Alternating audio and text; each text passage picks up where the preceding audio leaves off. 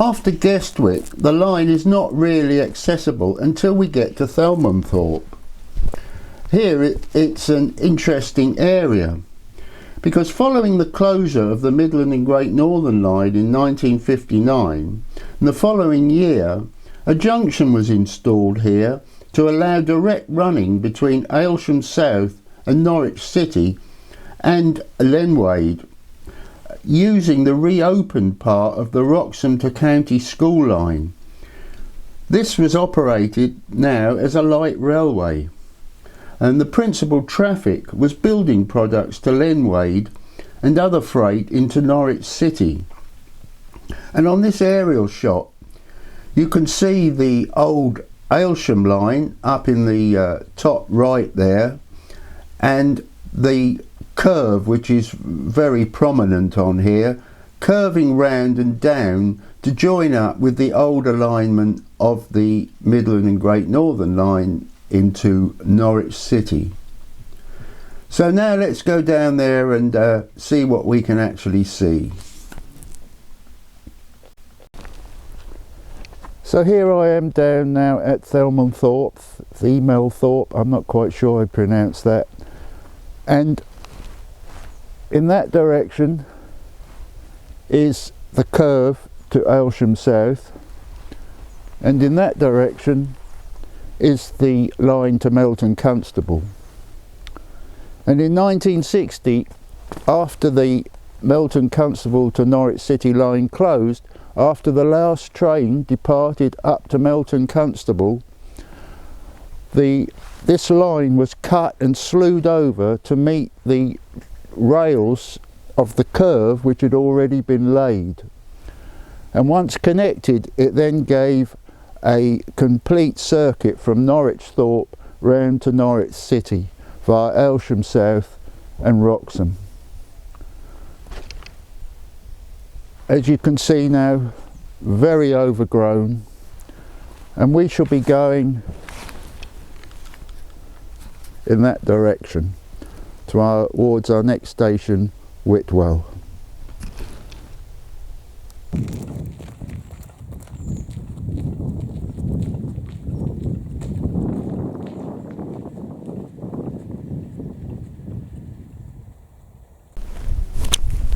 It's an old fence wire restraining post which we have seen before on other routes,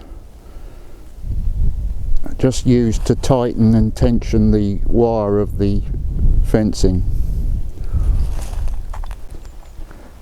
Now here's an interesting use of metal for a seat. There's a little plaque here depicting different birds.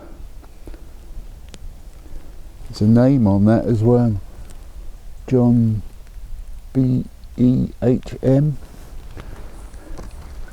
and what looks like a bit of twisted rail.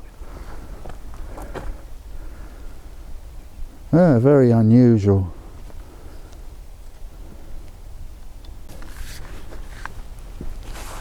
And here we have our first bridge. It's an overbridge over a lane, and this is bridge number 281, as this recent plaque tells us. This is a royal joist type bridge. It's been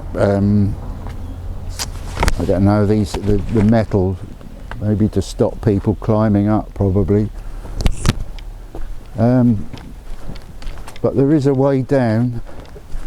There's some steps here, so let's go and have a look.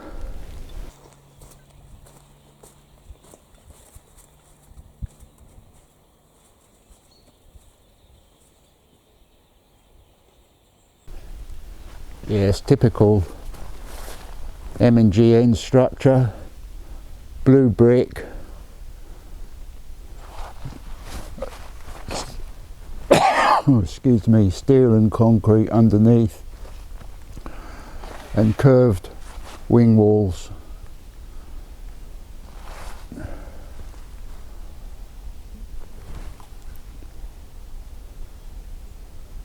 Very good structure, solidly built. And good job too, because we can still enjoy them. And obviously because we are on a bridge over a road, means we must be on an embankment, and indeed we are. Reasonably high enough if you're a navvy having to fill it in. Here's another one of those seats. There's a plaque on there, that's a blacksmith made that. Nigel Barnett. Very nice. And there's a plaque at the end. I'm not quite sure what they are. Oh, they're crops, swedes and beetroot and things like that. Obviously the sort of thing that grows around here. And here we have another overbridge, number 279. Again, another rolled joist type. Parapets either side and these metal barriers to stop people climbing up. Really? Why would you? But anyway, we have to make everything idiot proof nowadays.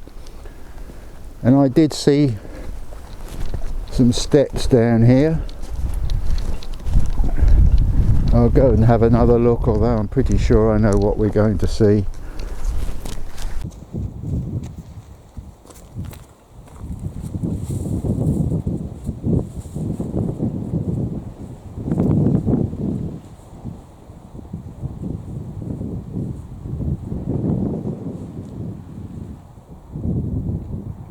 Another rolled joist, abutments here, blue brick, 279.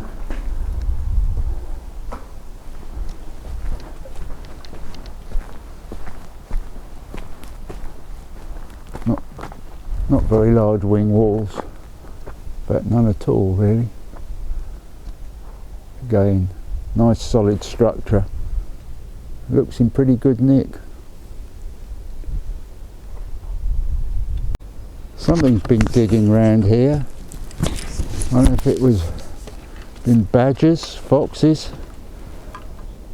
might have been a rabbit with a JCB, who knows.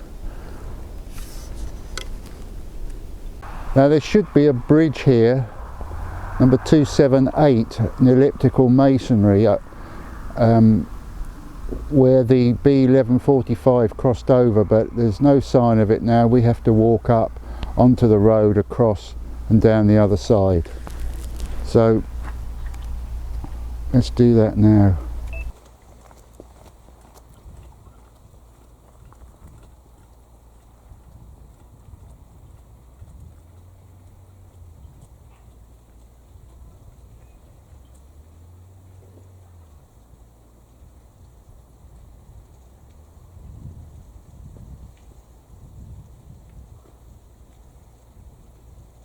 Just watch both ways.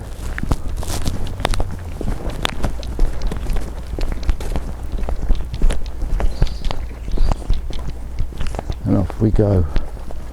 But no sign of the bridge. That's where it should be.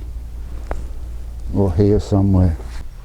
When one looks at the width of this area between the fence posts over that side and over that side, it's quite a large tract of land for what was essentially a single line, at least till we get to Whitwell. And here's another metal seat. Let's see what we've got on this one. I can't make out what that is. Looks like a metal roadway. Not quite sure. You know? Please leave a comment. And some more twisted rail. And by the same man? Yeah, Nigel. Good old Nigel. Now the line's been curving round to the south, I think, for quite a while now towards Whitwell, and we are on quite a high embankment. And you imagine the barrow loads of soil that must have gone in to make this up. No wonder they like to drink. And in spite of these earthworks, the line was still falling roughly 1 in 100, and just except for a short section at 1 in 455 towards Whitwell. And that's where we should be near now.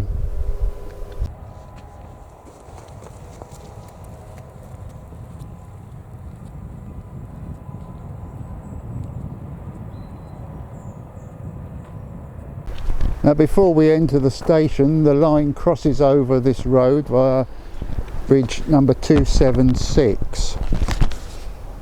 This is a plate girder. I'll go and have a look at it in a minute. You might have noticed that the numbers, we're missing some out. Well, they were just culverts, which were basically tunnels or pipes underneath the railway line, carrying water usually. Right, let's go into the station. And here's another look at bridge 275, plate girder, with a curved wing wall that way. Pretty similar to all we've seen before if you've seen my other videos of other lines. Here's an information board at the station. I forgot to say, we're actually been walking the Marriott's Way, which is a long distance, or reasonably long distance, footpath. And there it is on this map. We've walked from here to here today. Let's go and have a look at the station. So Whitwell station, Whitwell and Reepham, large pavilion, Wilkinson and Jarvis type station building. There was a Williams and Jarvis signal box here, but that is not it. That was replaced in 1966. There was a timber braced footbridge here as well. Number 275. And the station closed in 1983, and now it's used by this Preservation Society. And that's the way we should be going in the next part. There's 2 platforms, because this was the first passing loop on the line from Melton Constable. So this is the yard at Whitwell. Here there were 2 pairs of sidings and a head shunt, all on this side of the line. Some cattle pens, large goods shed, I don't know if that's the original goods shed down there, and coal allotments. Quite a large area. And now this is all part of the Whitwell and Reepham Preservation Society. A lot of stored stock, coaches, trucks, there's an old crane.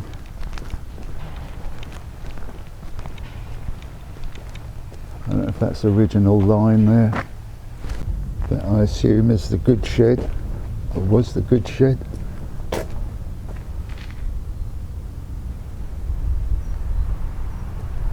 And that's the roadside of the large pavilion station building, and the gradient board there, that could be one from this location, because we've just come down at 1 in 100. And some very nice etched glass lamps. Unfortunately it's not open, just the cafe. And it's a job with these heritage railways is to work out what's original and what is being built sympathetically. And there's a milepost there, 42 miles from Lynn, I think that's where it's measured from. I'll have to check that.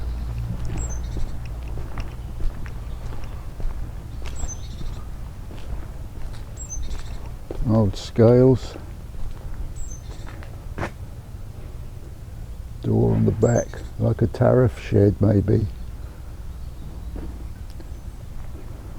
Typical fencing, the M and GN, but as I say, I don't know if that's original or just been put there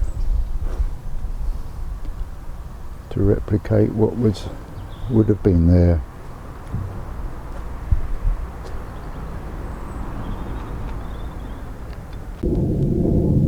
So here's the back of what I think was the goods shed. I think this is new. There's a very nice cafe inside there, obviously been added on, and then some more outdoor seating. They certainly cater for people here, and that's looking down the Marriott's way towards Lenwade. And this signal box, as I said, is not the original. I believe this one came from Reedham. I'll have to check that again. But anyway, that's where we shall be continuing in the next part, on towards Lenwade. I'll see you then.